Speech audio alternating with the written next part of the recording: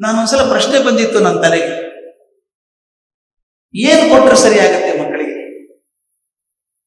ಒಂದು ಕಲ್ಪನೆ ಹಾಕೊಂಡಿದ್ದೇನೆ ಮನಸ್ಸಿಗೆ.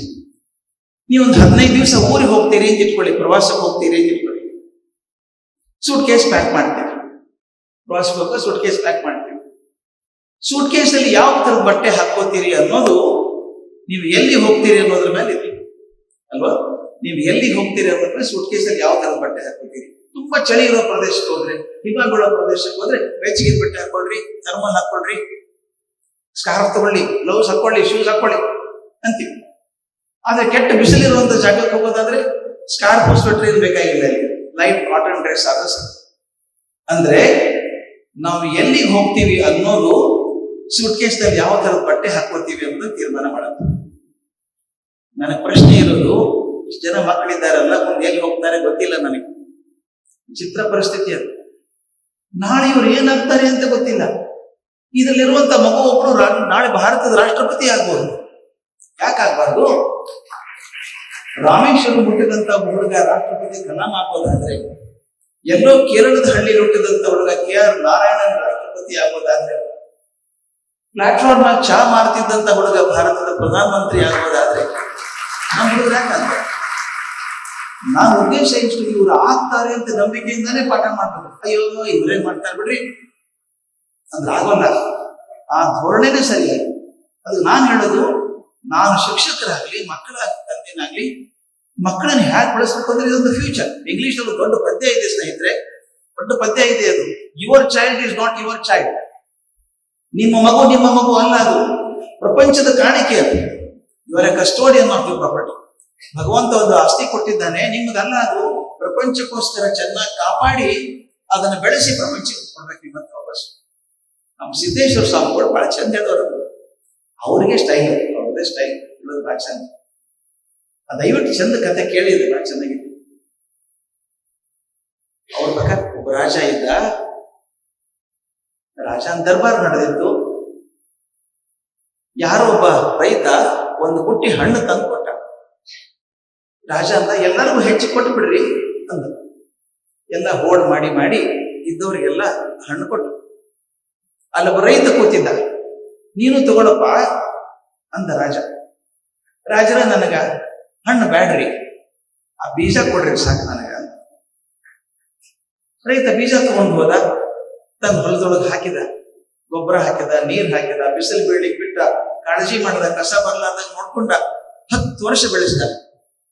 ದೊಡ್ಡ ಮರ ಆಯ್ತು. ಮರ ತುಂಬಾ ಕಾಯಿಸಿದೆ ಹಣ್ಣಾಗಿ. ಒಂದ್ ದಿವ್ಸ ರಾಜ ಕುದುರೆ ಮೇಲೆ ಹೋಗ್ತಿರ್ಬೇಕಾದ್ರೆ ನೋಡಿದ, ಏನ್ ಚಂದ ತೋಟದ ಇದು, ನಿಂದ್ರಿಸಿದ. ರೈತ ಓಡಿ ಬಂದ, ಅಲ್ಲೇ ಕಂಬಳಿ ಹಾಸಿ ಕೂಡಿಸಿದ. ಕೂಡ್ರಿ ರಾಜರ, ಒಂದ್ 2 ನಿಮಿಷ ಕೂಡ್ರಿ, ಹಣ್ಣು ಕೊಟ್ಬಿಡ್ತೀನಿ ನಿಮ್ಗೆ ಅಂದ. ಆ ಹಣ್ಣು ತಂದು ಹೆಚ್ಚಿ ಕೊಟ್ಟ. ರಾಜ ಅಂದ, ಎಷ್ಟು ರುಚಿ ಅದಲ್ಲೋ ಅಂದ. ನೀವ ಕೊಟ್ಟ ಬೀಜ ರೀ ರಾಜರ, ನೀವು ಕೊಟ್ಟ ಬೀಜ ಬೆಳೆಸೀನಿ ಅಂದ. ಇದನ್ನ ಸಿದ್ದೇಶ್ವರ ಅಪ್ಪಗಳು ಹೇಳುವಂತ ನೀತಿ ಎಷ್ಟು ಚಂದಿತ್ತು ಅಂದ್ರೆ, ಭಗವಂತ ನಮ್ಮನ್ನು ಕಳಶನ ಬೀಜ ರೂಪದಾಗ ಅದನ್ನ ಚಲೋತ್ನಾಗ ಮಾಗಿಸಿ ಮತ್ತೊಂದು ಚಲೋ ಹಣ್ಣು ಮಾಡಿ ವಾಪಸ್ ಹೋಗೇ ಕೊಟ್ರೆ ನಾವು ಬದುಕಿ ಸಾರ್ಥಕ ಆಗ್ತದೆ. ನಾವು ಮಾಡ್ಲಿಕ್ಕಂತದೇ. ಇಷ್ಟೊಂದು ಜನ ಮಕ್ಕಳಿದ್ದಾರೆ. ಪ್ರತಿಯೊಂದು ಅದ್ಭುತ. ಅದು ನನ್ನ ಪ್ರಕಾರ ಪ್ರತಿಯೊಂದು ಮಗು ಪ್ರಪಂಚದ ಅದ್ಭುತ. ಅದ್ರಾಗ ಇನ್ನೊಂದು ಮಗು ಇಲ್ಲ. ಇಷ್ಟು ಜನ ಇದ್ದೀವಿ ನೋಡ್ರಿ, ಹಾಲ್ನಾಗ ಒಬ್ಬರಂಗ ಇನ್ನೊಬ್ರಿಲ್ಲ. ಒಬ್ಬರ ಮುಖ ಇನ್ನೊಬ್ಬರ ಮುಖದಂಗಿಲ್ಲ, ಒಂದು ಮೂಗು ಇನ್ನೊಂದು ಮೂಗಿನಂಗಿಲ್ಲ. ಇಷ್ಟು ಅದ್ಭುತ ಅಲ್ಲ? ಬರೀ ಹಾಲ್ ಅಷ್ಟೇ ಅಲ್ಲ, ಈ ಅಂಬೇಡ್ಕರ್ ಭವನದಲ್ಲಿ ಮಾತ್ರ ಅಲ್ಲ, ಪ್ರಪಂಚದಲ್ಲಿ 800 ಕೋಟಿ ಜನ ಇದ್ದಾರೆ ಇವತ್ತ. ಆದ್ರೆ ನನ್ನ ಹಾಗೆ ಇರುವಂತ, ನಿಮ್ ಹಾಗೆ ಇರುವಂತ ವ್ಯಕ್ತಿ ಪ್ರಪಂಚದಲ್ಲಿ ಇನ್ನೊಬ್ಬ ಇಲ್ಲ.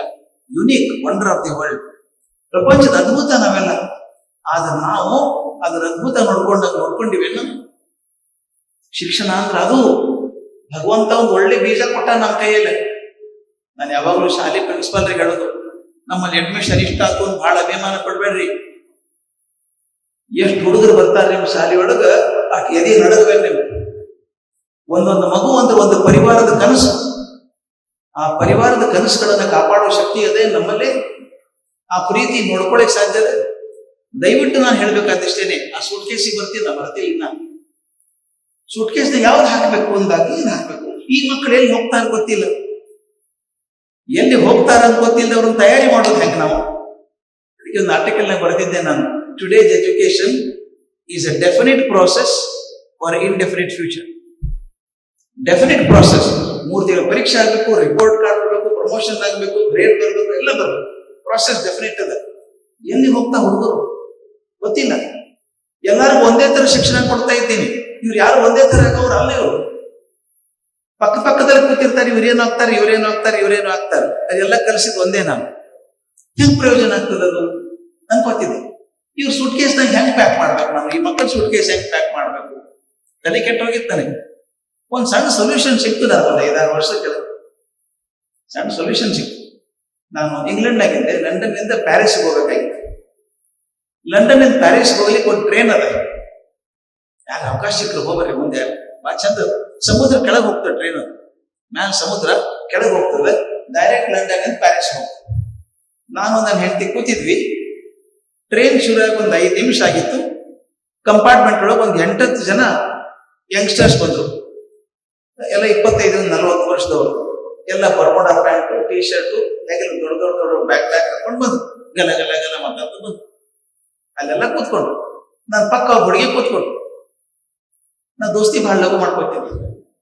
ಆಕೆನ್ ಕೇಳಿದೆ, ಎಲ್ಲಿಗೆ ಹೋಗ್ತೀರಿ? ನಾವು ಸರಿ ಪ್ರಶ್ನೆ ಕೇಳಿದೆ ಅನ್ಕೊಂಡೆ. ನಾನು ಪ್ರವಾಸಕ್ಕೆ ಹೋದಾಗ ಎಲ್ಲಿ ಹೋಗ್ತೀರಿ ಅಂತ ಕೇಳ್ಬೇಕು. ಎಲ್ಲಿ ಹೋಗ್ತೀರಿ ಅಂತ ಆಕೆ ಗಾಬರಿ ಆಗ್ಬಿಟ್ಟು, ಎಲ್ಲಿ ಹೋಗ್ತೀರಿ, ವೆರ್ ಆರ್ ವಿ ಗೋಯಿಂಗ್ ಅಂದ್ಬಿಟ್ಟು, John where are we going ಅಂತ ಕೇಳಿದೆ. ಅಮ್ಮಂದಿದ್ದ ಪ್ಯಾರಿಸ್ ಅಂದ. ಈಕೆ ಪ್ಯಾರಿಸ್ ಅಂದ. ನನಗೆ ಬರೀ ಆಶ್ಚರ್ಯ ಆಯ್ತು. ಅಲ್ಲಮ್ಮ ಟ್ರೈನ್ ಕೂತಿ, ಟ್ರೈನ್ ಹೊಂಟದ, ಎಲ್ಲಿ ಹೋಗ್ತೀರ ಅಂತ ಗೊತ್ತಿದ್ದಿಲ್ಲ ನಿನ್ಗಂದೆ. ನನಗೆ ಗೊತ್ತಿದ್ದಿಲ್ಲ ಅಂದು. ಅದೇಂಗದು? ಆಯ್ತು, ನಾವು ವಿಚಿತ್ರ ಬಂದಿದ್ದೀವಿ, ಒಂದು 15-20 ಮಂದಿ ಗ್ಯಾಂಗ್ ಅದ ನಮ್ದು. We are all journalist. ನಾವೇನ್ ಮಾಡ್ತೀವಿ, ವರ್ಷಕ್ಕೆ ಒಂದು 10 ದಿವಸ ರಜಾ ತಗೋತೀವಿ. ಎಲ್ಲರೂ ಮಾತಾಡ್ಕೊಂಡು ಸ್ಟೇಷನ್ಗೆ ಹೋಗಿ ಯಾವ ಮೊದಲನೇ ಟ್ರೈನ್ ಸಿಗ್ತದೆ ಆ ಟ್ರೈನ್ ಕೂತು ಲಾಸ್ಟ್ ಸ್ಟಾಪ್ ಹೇಳಿದ್ರು. ಅಲ್ಲಿ ಹೋಗಿ 10 ದಿವಸ ಇದ್ದು ಆ ಸುತ್ತಮುತ್ತಲ ವಾತಾವರಣದ ಬಗ್ಗೆ ಆರ್ಟಿಕಲ್ ಬರೀತೀವಿ, ಪಬ್ಲಿಷ್ ಮಾಡ್ತೀವಿ. ನಮಗೇನು ಎಲ್ಲಿ ಹೋಗ್ಬೇಕಂತಿಲ್ಲ, ಹೋಗ್ತೀವಿ. ನನಗೆ ಸೂಟ್ ಕೇಸ್ ಕಾಣ್ತಿದ್ದಲ್ಲ. ಆಕೆನ್ ಕೇಳಿದೆ, ಎಲ್ಲಿ ಹೋಗ್ತೀರಂತ ಗೊತ್ತಿಲ್ಲ, ಸೂಟ್ ಕೇಸ್ನ ಬಟ್ಟೆ ಹೆಂಗ್ ಹಾಕೊಂಡ್ರಿ? ಅದಕ್ಕೇನು ಓದ್ಲಕ್ಕಿ, ಅದಕ್ಕೇನು ತ್ರಾಸದ. 2 ಬ್ಯಾಚ್ಗಿನ ಬಟ್ಟೆ ಹಾಕೊಂಡಿನಿ, 2 ಲೈಟ್ ಕಾಟನ್ ಡ್ರೆಸ್ ಹಾಕೊಂಡಿನಿ. ಶೆಕೆ ಆದ್ರೆ ಅದನ್ನ ಹಾಕೊಡ್ತೀನಿ, ಚಳಿದ ಇದನ್ನ ಹಾಕೊಡ್ತೀನಿ. ಹೌದಪ್ಪ, ನಾವು ಹಂಗೆ ಮಾಡ್ಬೇಕು ಅನಿಸ್ತಾನೆ. ಮಕ್ಕಳ ಬ್ಯಾಗ್ನಾಗ ಏನ್ ಹಾಕ್ಬೇಕಂದ್ರೆ ಅವ್ರ ಮುಂದೆ ಜೀವನದಾಗ ಎಲ್ಲೇ ಹೋದ್ರು, ಯಾವುದೇ ಕೆಲಸ ಮಾಡಿದ್ರು ಅವ್ರು ಕಾಪಾಡುವಂಥದ್ದು ಹಾಕ್ಬೇಕು ನಾವು. ಹಾಗಾದ್ರೆ ಏನ್ ಹಾಕೋದು? ದಯವಿಟ್ಟು ತಿಳ್ಕೊಬೇಡಿ. ನಾನು ಕೆಮಿಸ್ಟ್ರಿ ಪಾಠ ಮಾಡೀನಿ, 25-30 ವರ್ಷ ಪಾಠ ಮಾಡಿ. ಆದ್ರೆ ನೀವು ಓದಿದಂತಹ ವಿಷಯ ಪರೀಕ್ಷೆ ಆಗಿ 6 ತಿಂಗಳಿಗೆ ಮರ್ತು ಹೋಗ್ಬಿಡುತ್ತೆ. ಹೌದಲ್ಲ, ವಿಚಾರ ಮಾಡಿ. ಈ ನೀವು 10th PUC ಇದ್ರೆ 10ನೇ ಕ್ಲಾಸ್ನಾಗ ಓದಿದ್ ಮರ್ತು ಹೋಗಿರ್ತದೆ. ಯಾರೇನ್ ಬಿಡ್ತಾರೆ ಪರೀಕ್ಷೆ ಅಂದ್ರೆ ಓದಿದ ವಿಷಯ ನಾನು ಪರೀಕ್ಷೆ ಆದ್ಮೇಲೆ 6 ತಿಂಗಳಿಗೆ ಮರೆತು ಹೋಗ್ತದೆ. ಆದ್ರೆ ನೀವು ಶಾಲೆಯೊಳಗಿದ್ದಾಗ ಮಾಡಿದಂತ ನಾಟಕ ಆಗಲಿ, ಪ್ರವಾಸ ಆಗಲಿ, ಶಾಲೆ ಒಳಗೆ ಸಹ ಘಟನೆ ಕೂಡ ಮರೆಯೋಂಗಿಲ್ಲ, ಪರ್ಮನೆಂಟ್ ಇರ್ತದೆ ಮನಸ್ಸಿನಾಗ. ಆಗ ನನಗೆ ಅರ್ಥ ಆಯ್ತು, anything that goes to the brain goes to a short term memory, anything that goes to the heart goes to a long term memory. ಅಂದ್ರೆ ಬರೀ ಪರೀಕ್ಷೆಗೋಸ್ಕರ ಓದಿದ್ದು ಸ್ವಲ್ಪ ದಿವಸಕ್ಕೆ ಬರ್ತು ಹೋಗ್ತದೆ. ಯಾವ್ದು ಹೃದಯದಿಂದ ತುಂಬಿಕೊಂಡಿದ್ದೀರಿ ಮನುಷ್ಯರು ಉಳಿತದೆ. ಅಂತ ಉಳಿಯುತ್ತದೆ ಏನ್ ಮಾಡ್ಬೇಕು? ನಾನು ಚಟುವಟಿಕೆಗಳ ಮೂಲಕ ಮೌಲ್ಯಗಳನ್ನು ಕಲಿಸ್ಬೇಕು. ನನಗೆ ಬಹಳ ಇಷ್ಟ ಆಗ್ತದೆ.